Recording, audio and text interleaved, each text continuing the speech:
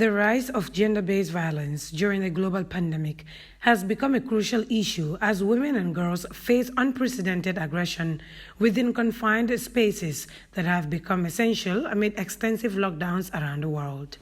A new coronavirus pandemic hits the world, and women are fighting a double pandemic, with the latter coming in a brutal and dimly shadowy form that is inconspicuous as the COVID-19 virus.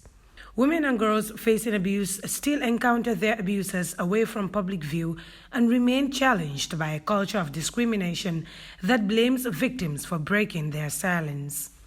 Strict measures including curfews and lockdowns imposed alongside public emergencies have increased women's vulnerability and shields abusers from the law and public.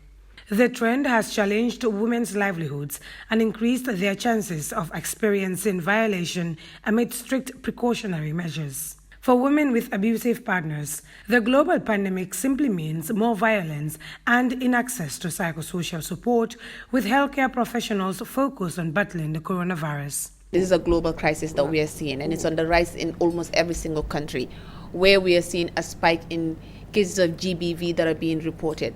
And mainly it's because of the lockdown. Mainly it's because people are spending more time indoors and women are spending more time. And right now, the support that is usually available, wherein you can either go to a shelter or you can easily go and report to a police station or go to a hospital, a lot of those things are not as available as they used to be.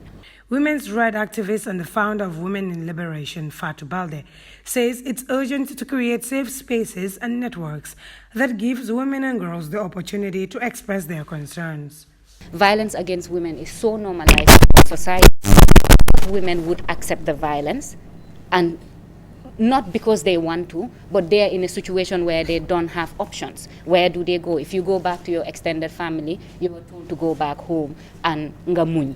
We need to provide safe spaces where young girls can be confident enough to call and speak out, but to ensure that when they do that, they are provided with the right support, for instance, psychosocial support. An emergency helpline has come into effect, but the question of what needs to be done to end sexual violence remains largely uncertain in the midst of a global pandemic that has put everything on hold. We need to have a hotline where whenever something happens, whether you are directly impacted or you've seen or you've heard, you can anonymously call and send a tip so that that person can get the right support that they need. Feminist leader and executive director of Equals Now, Jeng, says it's not enough to create an emergency helpline. A few months ago, the Ministry of Women Affairs, in partnership with UNDP, I think, launched the gender-based violence helpline, which is good, but also how much of sensitization is being done to let people know that this is available. And also without that, how many women can take the step to actually call and report these cases? And what happens after that? How much help is the ministry giving in terms of psychosocial, in terms of relief, housing, and all these other things? Working to create safe spaces for women to openly discuss issues relating to their growth and sexuality without censorship, Equals Now was co-founded by Maimuna and other young feminists moving to amplify the voices of other young women seeking empowerment to discard patriarchal dominance. But something we're interested in from our organization that is Equals Now is just gathering of data, because we think that is a great start that is currently not happening. Because in order to say you want to help with this, you actually need to know how much is it prevailing and how can you help as well.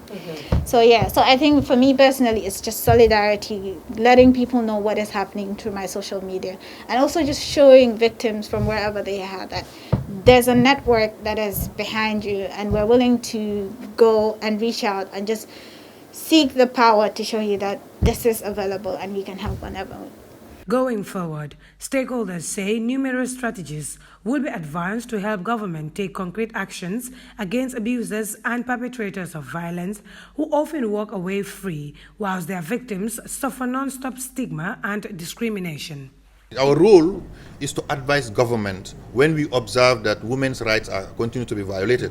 And as I said, one of the fundamental one is sexual harassment. So what we did was we created an advisory note, which I'll give a copy to you. The advisory note has given about recommendations, pregnant recommendations to government in all areas, in the areas of sensitization, in the areas of legislation, in the areas of the courts, in the areas of pushing cases, in the areas of also education, on how to really resolve the issue of sexual harassment in this country. To curb gender-based violence, which mostly affects women, societal norms and discriminatory social constructs must be demolished, whilst advocates see families and communities as vital stakeholders whose efforts can strongly complement government's efforts to protect women and girls from abuse, ensuring perpetrators face a responsive justice system with victim-friendly procedures to report cases without fear of being labeled or discriminated.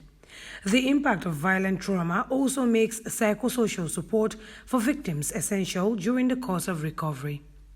Reporting for Giatis News, I am Fatou Ellika Muloshi.